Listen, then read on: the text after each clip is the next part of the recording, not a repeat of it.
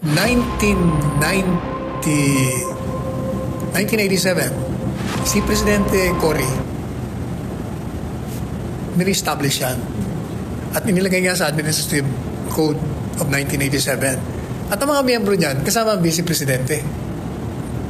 Pagkatapos, itong si Macapagal Arroyo, hindi, si Ramos muna. Si Presidente Ramos, dinagdagan niya yung mga miyembro. Yung Vice Presidente nandun na yan eh. Hindi na mawala ang Vice Presidente. Dinagdagan lang ng 4 department secretaries ni dating Presidente Ramos.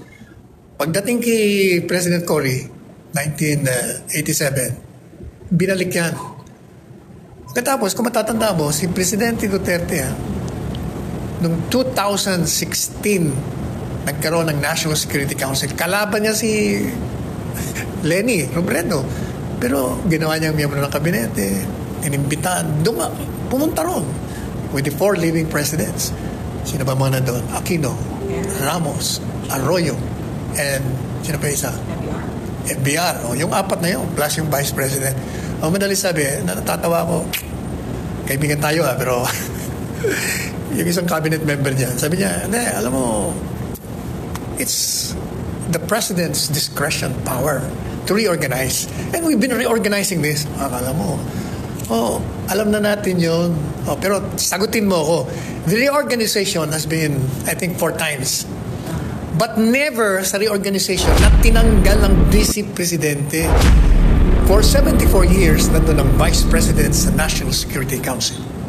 And for 37 years, nandun ang leading presidents. Tapos suddenly, tatanggalin nyo. Tapos sasabihin nyo, hindi, reorganization. Hindi, ano ba tawag mo doon? Hindi politika. Kasi, alam po ninyo, kailangan ng presidente ng bansa ang talino, ang kahusayan, ang karanasan ng mga taong makakatulong sa seguridad. Sabi ng iba, hindi kasi kalaban eh. Kahit na kalaban sa politika, the national security must go beyond political borders. Hindi po pwede yan kasi seguridad ng bansa pinag-uusapan. Kahit magkalaban tayo sa politika, hindi tayo nagkakaintindihan doon. Pagdating doon, Pilipino tayo pareho. Kaya kailangan interes ng bansa. Correct. Kailangan magkaisa tayo rito. Kalimutan natin yung buwisit natin sa isa't isa. Hindi yung tatanggalin mo. Kaya sabi ko, ill-advise eh. Kaya dapat tanggalin yung nag-advise. Kasi kung si Presidente Marcos Jr. lang, hindi natin alam eh. Hindi natin alam kung sino. Hindi ko alam eh. Hindi ko, talaga sa totoo lang, hindi ko alam kung sino. Attorney Sal, kaya na naman justification na gawin ng administration that should go beyond political differences. Dahil seguridad ng bansa, kailangan talaga ng presidente. Tsaka tingnan mo tinanggal nila yung 4. Dinagdag nila ubod ng dami.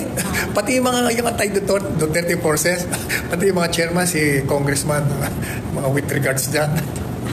Mga wrong grammar ng mga sinama lahat nila dyan, in-expand nilang ubod ng dami. Bakit siya sinama nila yung mga basta sinama nila mga chairman ng mga komite sa Senado.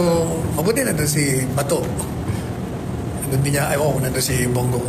Syempre mababago na yan kasi dito eleksyon. Oo, basta marami lahat doon mga congressman. Ang dami, tingnan mo ang bagong komposisyon. Ang dami. Nakita ko congressman pero hindi ko nakita yung si samantalang yung mga reorganization si Ramos, nagdagdag lang siya ng 4 na cabinet members. Yung sila Presidente Cory naman, hindi, ganun pa rin eh. From the very beginning, kasi nga, kung ikaw rin ang presidente, kailangan mo talaga yung wisdom ng maraming tao. Attorney Sal, kasi very questionable the organization's NSC. And what you're saying right now, there's a possibility of declaration of martial law.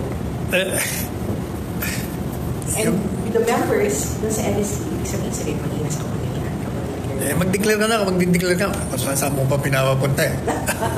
Pero sabi ng pero marami sa mga kababayan natin attorneys nagsasabi, walang declaration ng martial law, pero ramdam namin ng martial law. Hindi lang kailangan. Dahil nga, ikaw may makapangyarihan, dapat talaga piliin mo yung mga makakatulong sa'yo. Yung 3 presidente, sila ay may mga karanasan. Dati na silang nakaupo dyan, alam na nila yung mga ginawa nilang mga security plans and programs. Ganon din si Inday Sara.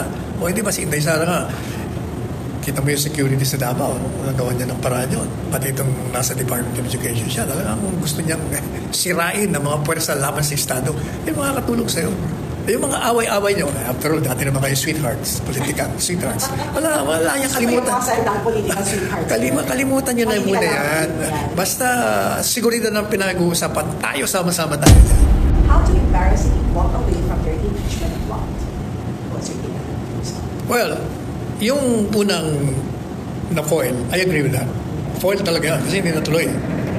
But yung second and third, I will have to disagree. Kasi successful sila. Yung ginawa nila sa Quadcom, saka sa Senado, nasiraan yung Magamang Duterte. Successful yun. That affected nga yung popularity rating ni BP Inday.